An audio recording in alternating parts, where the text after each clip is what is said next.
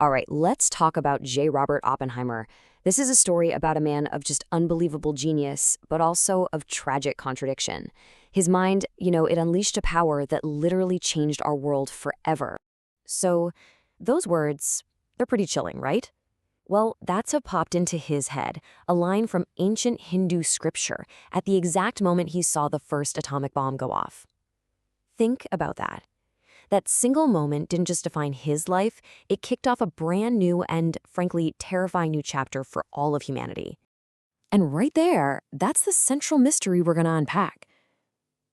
I mean, he created the weapon that ended the war, he was a national hero, the father of the atomic bomb, but then, just a few years down the road, his own country turns on him, humiliates him, and basically casts him out. So what happened? Let's get into it. First things first, to really get who Oppenheimer was, you have to appreciate just how brilliant this guy was. I mean, calling him a scientist doesn't even begin to cover it. He was on a whole other level. Okay, just look at this. The guy's mind was just staggering.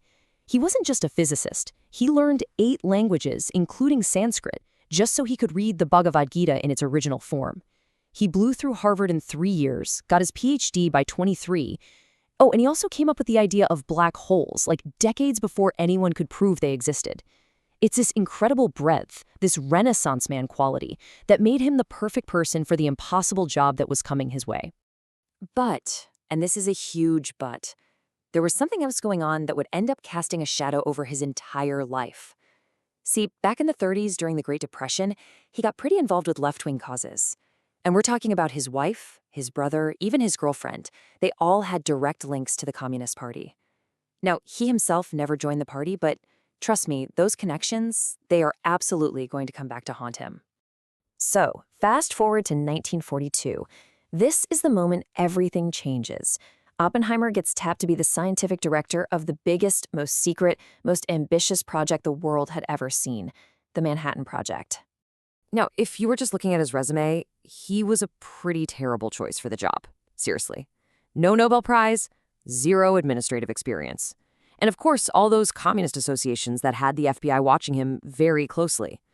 But the military head of the project, a guy named General Leslie Groves, he saw something no one else did. Groves knew that Oppenheimer was probably the only person on Earth who could understand the whole puzzle, from the crazy abstract theory to the nuts and bolts engineering of building the bomb. So what does Oppenheimer do? He picks this remote spot in the New Mexico desert and builds a secret city, literally from the ground up. This place, Los Alamos, it wasn't on any map. If you wanted to send a letter there, you sent it to P.O. Box 1663. And he brought in the best of the best. We're talking the absolute titans of science. Niels Bohr, Enrico Fermi, Richard Feynman, a real who's who. And they were all there, living in total secrecy, racing against time to build this thing before the Nazis could. And get this, they weren't just working on one bomb. Nope. They were actually building 2 completely different types at the same time.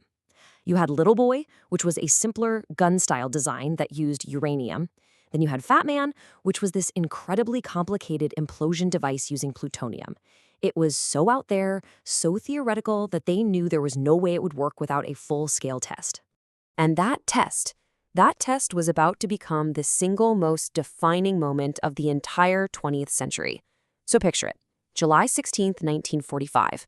It's pitch black, just before dawn, out in this desolate patch of desert they named Trinity. And it feels like the whole world is holding its breath.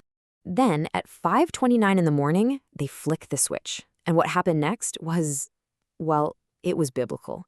The temperature at ground zero was more than 15 million degrees Celsius. That's hotter than the surface of the sun.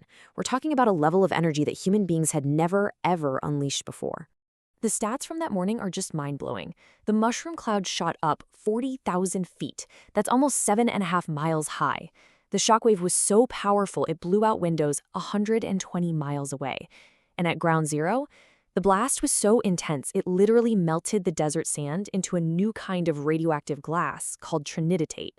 In that one instant, everything changed.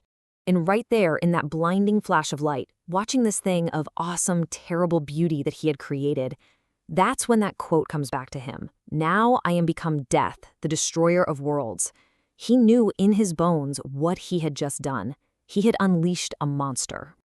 So the bombs are dropped, the war ends, and for a minute there, Oppenheimer is a hero, the man who saved the world.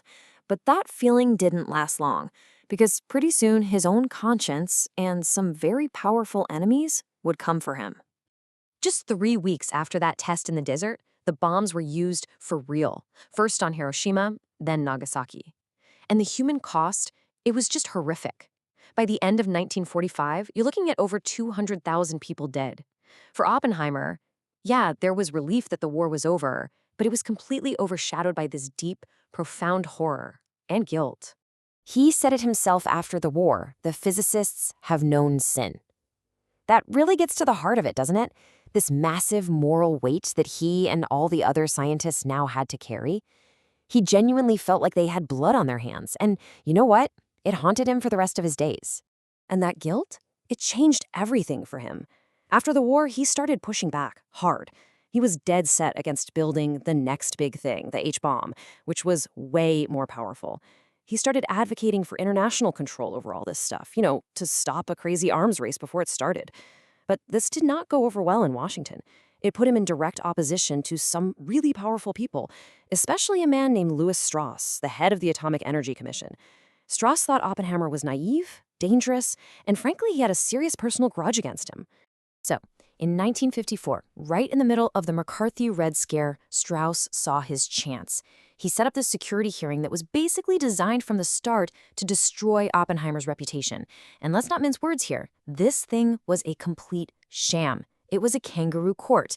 The prosecutors got to see Oppenheimer's private conversations with his lawyers. His phone was illegally bugged. The whole thing was rigged. They'd already decided he was guilty before it even started. This wasn't a hearing. It was a hit job. So they dragged up all his old connections to communists, of course. But the real gut punch? The moment that did the most damage? It didn't come from some politician. It came from one of his own guys, a colleague from Los Alamos. The man on the stand was Edward Teller, the guy who championed the H-bomb, the very thing Oppenheimer had tried to stop. And his testimony was just a masterclass in how to stick the knife in. He didn't say Oppenheimer was a traitor. No, it was much smarter than that. He just said he'd prefer to see the country's interests in hands he could trust more. Oof. In the paranoid climate of 1954, that was all it took. It was a death sentence for his career. After that, the verdict was pretty much a done deal. They couldn't prove he was disloyal or a spy because he wasn't. So instead, they just labeled him a security risk. Just think about the irony. The man who handed America the most powerful weapon in history was now deemed too dangerous to know the country's secrets. He was publicly shamed, stripped of his clearance, and kicked out of the world he helped build. And for the rest of his life, Oppenheimer was basically an exile in his own country, a giant of science, just sidelined. But believe it or not, that's not quite the end of the story. He passed away in 1967. And when he died, he was still officially considered a security risk. It took until, get this, 2022, nearly 70 years after that sham hearing, for the U.S. government to finally say, you know what, we were wrong. They officially vacated the decision, admitting the whole process was a sham. So justice did come. It just came 55 years too late for Oppenheimer to see it. So when you boil it all down, Oppenheimer's story leaves us with a really tough question. Was his conscience a security risk? I mean, he wasn't destroyed because he was a traitor. He was destroyed because he felt guilt and had moral reservations about the monster he helped create. And his story forces us to ask something that's maybe more important now than ever. At what point does loyalty to humanity have to come before loyalty to your country? It's a heavy one, and there are no easy answers.